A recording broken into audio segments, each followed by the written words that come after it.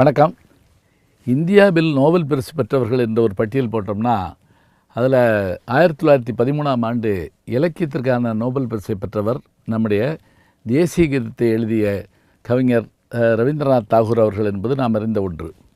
அதே போல் அறிவியலில் 2 பேர் நோபல் பரிசு பெற்றார்கள். இந்த 2 பேருமே ஒரே குடும்பத்தை சேர்ந்தவர்கள் என்பது ஒரு ஆச்சரியமான ஒன்று. 1888ஆம் ஆண்டு விசாகப்பட்டினத்தில் பிறந்த சந்திரசேகர வெங்கட்ராமன், அதாவது சர் சி.வி. ராமன், அவர் 1930ஆம் ஆண்டு இயற்பியலுக்கான நோபல் பரிசு பெறுகிறார். சில ஆண்டுகள் கழித்து அவருடைய சகோதரருடைய மகனும் நோபல் பரிசு பெறுகிறார். அந்த 2 பேரும் ஒரு குடும்பத்தை சேர்ந்தவர்கள் என்பது ஒரு வியப்பான செய்தி. இவருடைய தந்தையார், சர் சி.வி. ராமனுடைய தந்தையார் விசாகப்பட்டினத்தில் ஆசிரியராக இருந்தார். இவருடைய பள்ளி படிப்பெல்லாம் அங்கே தான் முடிஞ்சது. பிறகு சென்னைக்கு வந்து பிஏ பட்டத்தை முடிக்கிறார். எம்ஏ பட்டம், அப்போல்லாம் எம்எஸ்சி பிஎஸ்சி கிடையாது, எம்ஏ பட்டத்தை முடிக்கிறார். தேர்வுகள் எழுதிக்கிட்டே தனியார் நிறுவனத்தில் வேலை பார்க்குறதுக்காக கல்கத்தாவுக்கு போயிடுறார். கல்கத்தாவில் ஏறத்தாழ 15 ஆண்டுகள் வேலை பார்க்குறார்.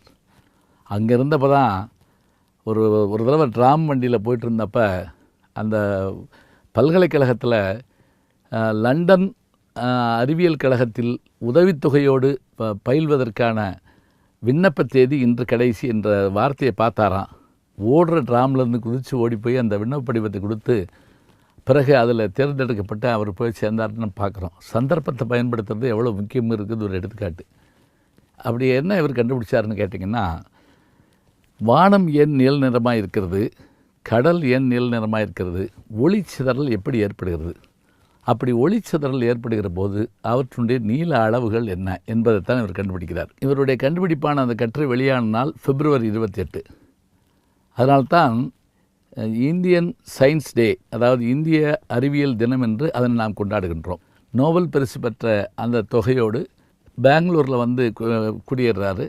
பெங்களூரில் இந்தியன் இன்ஸ்டிடியூட் ஆஃப் சயின்ஸ் என்கின்ற ஒரு அறிவியல் ஆராய்ச்சி நிலையத்தை உருவாக்கி அங்கேயே தன்னுடைய பணியை தொடர்கிறார். அப்படிங்கிறத நம்ம பார்க்குறோம். ரொம்ப நகைச்சுவை தன்மையும் கொண்டவராக, நகைச்சுவையாளரும் கூட.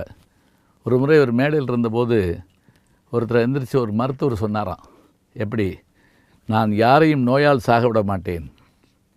இன்னொரு பொருளாதார மேதை எந்திரிச்சாராம், நான் யாரையும் வறுமையால் சாக விட மாட்டேன்.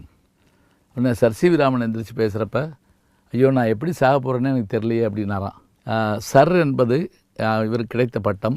பாரத ரத்னா விருது இவருக்கு 1954ஆம் ஆண்டு தரப்பட்டது. அதே போல் லண்டன் மாநகரத்திலும் இவருக்கு விருதுகள், இத்தாலியிலும் விருதுகளை பெற்றிருக்கிறார். ஒரே ஒரு கேள்விக்கு விடைய சொல்லிட்டு முடிச்சிடலாம். என்ன அப்படின்னா, இவர் கண்டுபிடிச்சதுனால என்ன பயன் அப்படின்னு ஒரு கேள்வி கேட்குறோம். என்கிட்ட ஒருத்தர் கேட்டார். நான் சொன்னேன், இப்போ நீங்கள் விமான நிலையத்துக்குள்ளே போகிற போது அவர்கள் கையில் ஒரு கருவி வச்சு நம்முடைய உடம்பு அப்படி செக் பண்ணுறாங்க. அப்போ நம்முடைய உடம்புல ஏதேனும் ஒரு உலோகப் பொருள் இருந்தால் பீப்னு ஒரு சத்தம் கேட்குறத பார்க்குறோம். அப்போ உடனே அவங்க அது என்னன்னு சோதிச்சு அறிவித்தாங்க. பெட்டியை திறக்காமலே பெட்டிக்குள்ளே என்ன இருக்குதுன்னு பார்க்குறதுக்கு ஸ்கேன் பண்ணுறாங்க. இவையெல்லாம் ஒலி ஒளி இவற்றின் மூலமாக தெரிந்து கொள்ளக்கூடிய செய்திகள். இதைத்தான் சர் சி.வி. ராமனுடைய கண்டுபிடிப்பு உறுதி செய்ததுன்னு நான் சொன்னேன். ஏன்னா அறிவியல் கண்டுபிடிப்புகள் பயன்படுறதான்னு பலர் கேட்குறாங்க. அவையெல்லாம் பயன்படுத்தான் செய்கின்றன. இன்றைக்கும் பாம் ஸ்குவாட் அப்படின்னு சொல்கிறவங்க கண்டுபிடிக்க போகிறப்ப அவங்களுடைய உயிரையும் உலக உயிரையும் காப்பாற்றுவதற்கான வழியை கண்டுபிடித்த பெருமை இவருக்குத்தான் உண்டு என்று சொல்வார்கள். Sir CV. ராமனுடைய பெருமை இந்தியாவின் பெருமை. நாளை சந்திப்போம். அன்பிற்கினிய யூடியூப் நேயர்களே, நீங்கள் என்னோடு இன்னும் நெருக்கமாக தொடர்ந்து வர வேண்டும் என்று சொன்னால் இன்ஸ்டாகிராம், ட்விட்டர் போன்ற பதிவுகள்லையும் என்னை நீங்கள் தொடருங்க. பின்தொடர்ந்து வாருங்கள். நாம் எல்லோரும் முன்தொடர்ந்து செல்வோம்.